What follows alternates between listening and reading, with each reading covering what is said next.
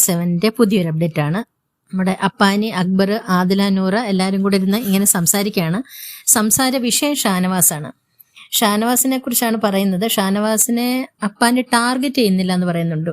ഷാനവാസിന് ഇപ്പൊ അപ്പാനിക്കിപ്പം ഷാനവാസുമായിട്ട് അടുക്കണമെന്നോ അങ്ങനെയൊക്കെയാണ് ചിന്തിക്കുന്നത്. അപ്പം ഷാനവാസിനെ ടാർഗറ്റ് ചെയ്യുന്നില്ല.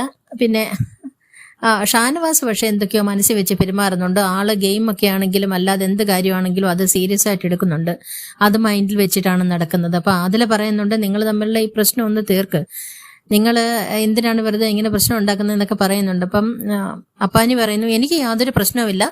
ഇന്ന് രാവിലെ ഞാൻ ബിഗ് ബോസിന്റെ അടുത്ത് എന്റെ വിഷമം പറഞ്ഞപ്പം ബിഗ് ബോസ് പറഞ്ഞു, രാവിലെ അപ്പാനി ആ കൺഫ്യൂഷൻ റൂമിൽ വിളിച്ചിരുന്നു.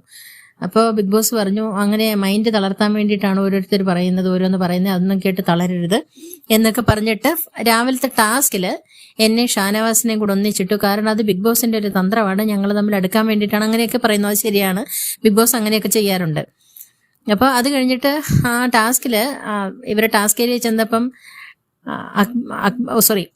ഷാനവാസിനോട് പറഞ്ഞു അത്രേ എന്നെ ഹഗ് ചെയ്യാൻ. എന്നിട്ട് ഷാനവാസ് ഹഗ് ചെയ്തില്ല. അപ്പൊ 2-3 പ്രാവശ്യം പറഞ്ഞെന്ന് ഹഗ് ചെയ്യുന്ന പറഞ്ഞെന്ന്. അപ്പൊ അങ്ങനെ പറഞ്ഞപ്പം അക്ബർ ചോദിക്കുന്നു, താൻ എന്തിനോടോ ചെന്നിട്ട് അങ്ങനെയൊക്കെ ഹഗ് ചെയ്യാനൊക്കെ പറയുന്നതിന്റെ ആവശ്യകത എന്താന്നൊക്കെ ചോദിച്ചിട്ട് അങ്ങനെ അതിനെക്കുറിച്ച് പറയുന്നുണ്ട്. പറഞ്ഞിട്ട് എന്തായാലും അപ്പാനി ശരത്തിന് ഈ കഴിഞ്ഞ ദിവസത്തെ ബിൻസിയുടെ പ്രശ്നം മുതലൊരു ചേഞ്ച് വന്നിട്ടുണ്ട്. അതൊരു പക്ഷെ പുറത്ത് എങ്ങനെ ഇമ്പാക്റ്റ് ആവും, അല്ലെങ്കിൽ ഫാമിലി അതെങ്ങനെ ഇമ്പാക്ട് ചെയ്യും എന്നുള്ള ഒരു ബോധം കൊണ്ടാവാം. എന്തായാലും മറ്റൊരു കാര്യം എന്ന് പറഞ്ഞാല് അനുമോൾ എന്തോ ഒരു കാര്യം പറഞ്ഞിങ്ങനെ നടക്കുന്നുണ്ട്. അതിലെ നൂറയായിട്ട് രഹസ്യമായിട്ട് പറഞ്ഞിട്ട് അവരെ കാണിക്കാൻ കൂട്ടിക്കൊണ്ട് പോവുകയൊക്കെ ചെയ്യുന്നുണ്ട്.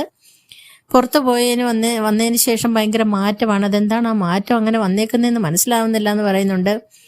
അതിൽ പറയുന്നുണ്ട്, നിനക്കൊരു അടി കൊടുത്തേച്ചിറങ്ങി പോകാന്നൊക്കെ പറയുന്നുണ്ട്. ആരുടെ കാര്യമാണെന്ന് അറിയത്തില്ല. പുറത്ത് പോയിട്ട് ഇറങ്ങി വന്നത് നമ്മളുടെ ശാരികയും അതുപോലെ തന്നെ ഒനിയലുമാണ്. ഇവരുടെ ഭാഗത്തും എന്തെങ്കിലും ഉണ്ടായതാണോ എന്ന് അറിയത്തില്ല. എന്താണ് സംഭവം എന്നുള്ളത് കാത്തിരുന്ന് കാണാം.